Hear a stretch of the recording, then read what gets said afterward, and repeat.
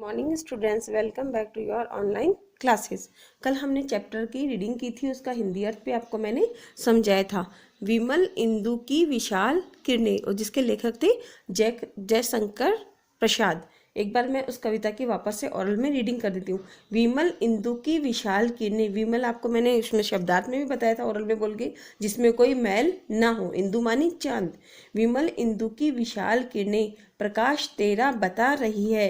अनादि तेरी अनंत माया जगत को लीला दिखा रही है। अनादि और अनंत दोनों को आपको मैंने शब्दार्थ बताया था। अनादि मानी जिसका कोई आरंभ ना हो, और अनादि मानी जिसका कोई अंत ना हो। जगत को लीला दिखा रही है, अपनी जगत को, वो संसार को अपना लीला, अपनी जो भी वो उसको लीला दिखा रही है।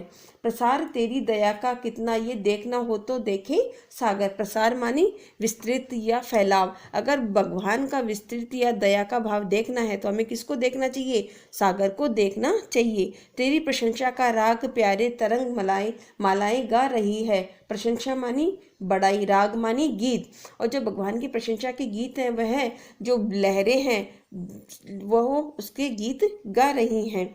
तुम्हारा स्मित हो जिसे निरखना, मुस्कान, और जिसको तुम्हारी मुस्कान को निरखना है उसको किसको देखना चाहिए? उसको चंद्रमा को देखना चाहिए। तुम्हारे हंसने की धुन में नदियां निनाद करती जा रही है। निनाद मानी आवाज, और उनके हंसने की आवाज अगर हमें कहीं सुननी है तो नदियों की कलकल की आवाज में हम सुन सकते हैं। जो तेरी होवे दया निधि, तो पूर्ण होता ही है मनोरथ। इसमें दया के भंडार है जो परमात्मा, अगर उनकी हमारे पर कृपा होती है तो हमारी सारी इच्छाएं, हमारा सारा मनोरथ, हमारा सारी कार्य की पूर्ति हो जाती है। सभी यह कहते पुकार करके यही तो आशा दिला रही है, वही तो हमें यह आशा दिला रही है। आज हम इस चैप्टर के शब्दार्थ करेंगे।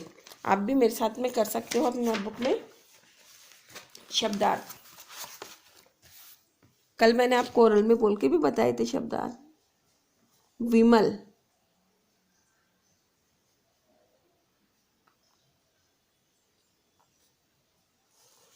जिसमें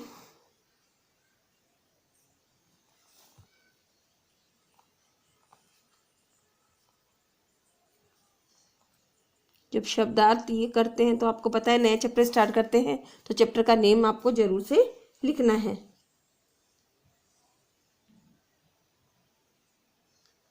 जिसमें कोई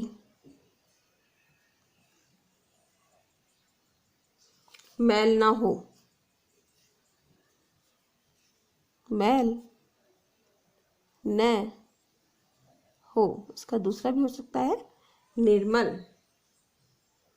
इंग्लिश में हम जिसको बोलते हैं क्लीन। सेकंड, इंदु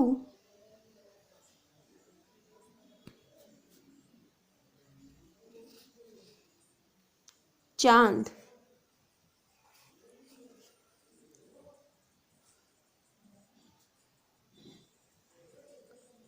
अनादि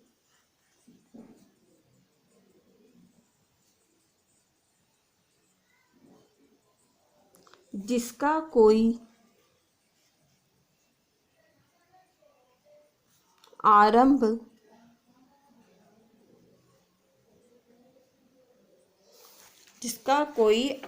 न हो।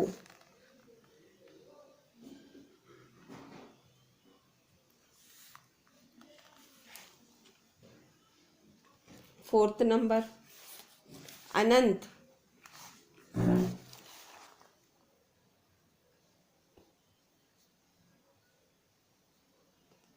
जिसका अंत ना हो।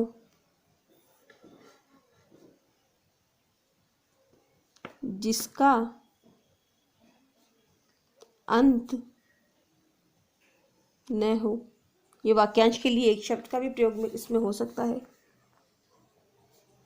जगत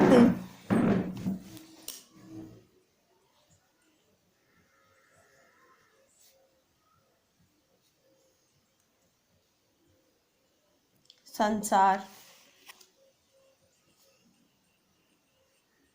प्रसार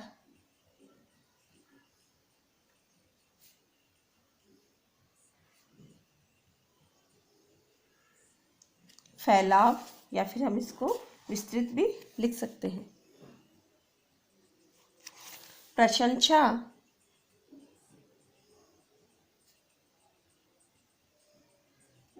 बड़ाई,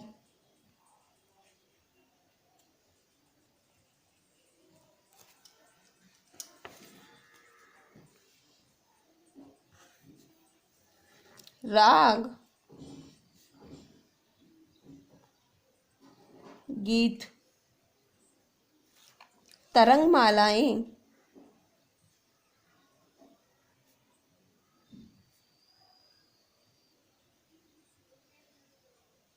तरंगमालाएं, लहरें,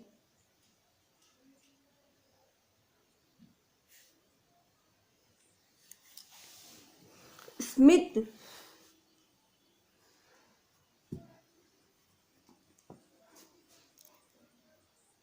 आवाज, नी सॉरी स्मित मुस्कान होगा, निनाद मानी आवाज होगा।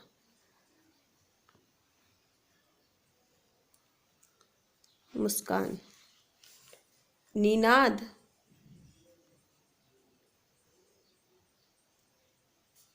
आवाज,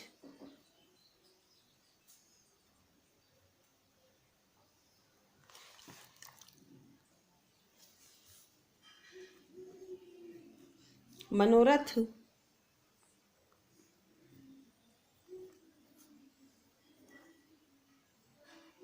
इच्छा। लास्ट है जो मैं यहाँ पे लिख रही हूँ 13, दयानिधि,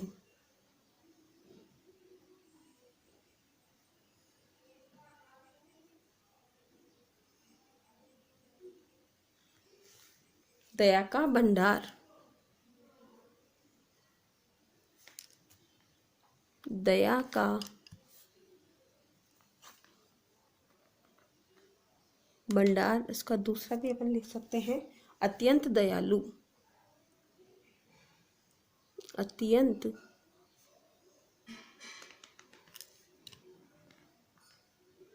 दयालु। हाँ, तो ये शब्दार्थ एक बार मैं आपको इसकी रीडिंग कर देती हूँ। शब्दार्थ, विमल जिसमें कोई मैल न हो, निर्मल। इंदु, चांद। अनादि जिसका कोई आरंभ न हो, अनंत जिसका अंत न हो। जगत, संसार। प्रसार, फैलाव। प्रशंसा, बड़ाई। राग, गीत। प्रसार, फैलाव, प्रशंसा, बड़ाई, राग, गीत। तरंगमालाएं, लहरें। स्मित, मुस्कान। निनाद, आवाज। मनोरथ, इच्छा। दयानिधि, दया का भंडार या अत्यंत दयालु। आपको ये सारे के सारे शब्दार्थ आपकी नोटबुक में आपको करने हैं। अब मैं आपको जो एमसी क्वेश्चन है वो और एमसी क्वेश्चन है, इसकी पहले आपको हेडिंग लिखनी है। सही उत्तर के सामने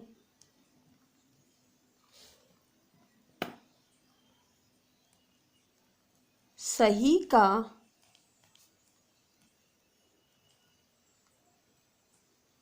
निशान लगाओ।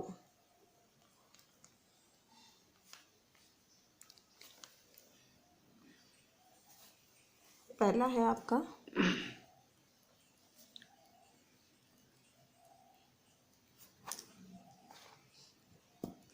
चंद्रमा की किरणें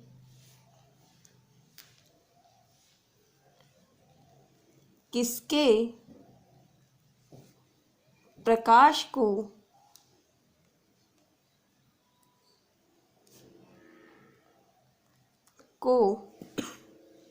बता रही है। चंद्रमा के प्रकाश की किरणें हैं, वो किसके प्रकाश को बता रही है? तो पहला ऑप्शन है इसमें सूर्य के प्रकाश को, सूर्य के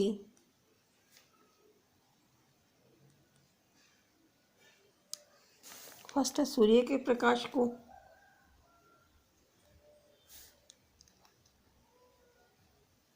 ख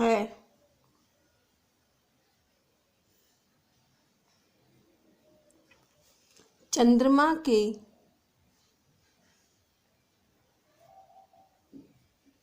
प्रकाश को, ग ईश्वर के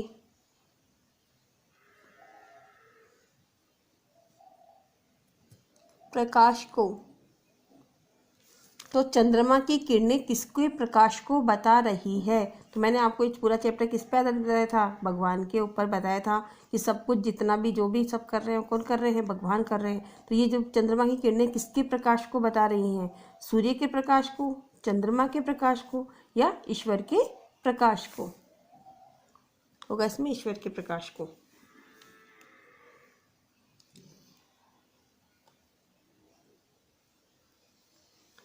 ईश्वर की मुस्कान को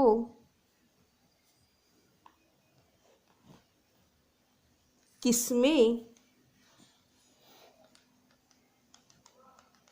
देखा जा सकता है? ईश्वर की मुस्कान को किसमें देखा जा सकता है? तो क्या ऑप्शन है? सागर, सागर की। ख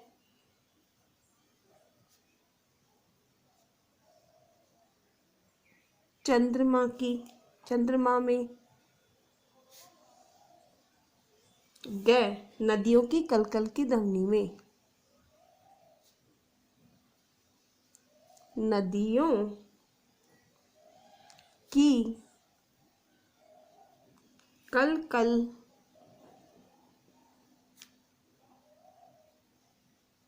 ध्वनि में। तो ईश्वर की मुस्कान को किसमें देखा जा सकता है? सागर की में, चंद्रमा में, या नदियों की कलकल ध्वनि में? इसका राइट ऑप्शन लिखना है।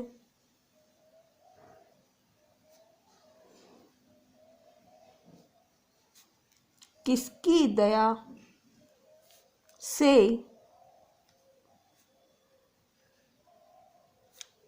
मनोरथ पूर्ण होते हैं? किसकी दया से हमारे सारे मनोरथ मानी हमारी सारी इच्छाएं पूर्ण हो जाती हैं? तो पहला है ईश्वर की दया से,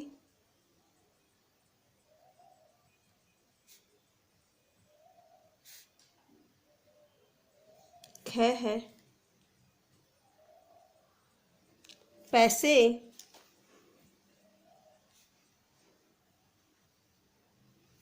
वाले की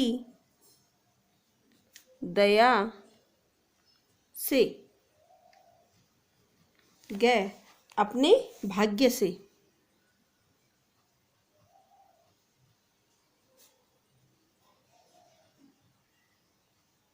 भाग्य से। हाँ, तो ईश्वर की मुस्कान को किसमें देखा जा सकता है? तो सागर में हम ईश्वर का क्या देख सकते हैं? तो उसमें उसका हम फैलाव देख सकते हैं, उसका विस्तृत प्रसार देख सकते हैं। और चंद्रमा में हम क्या देख सकते हैं?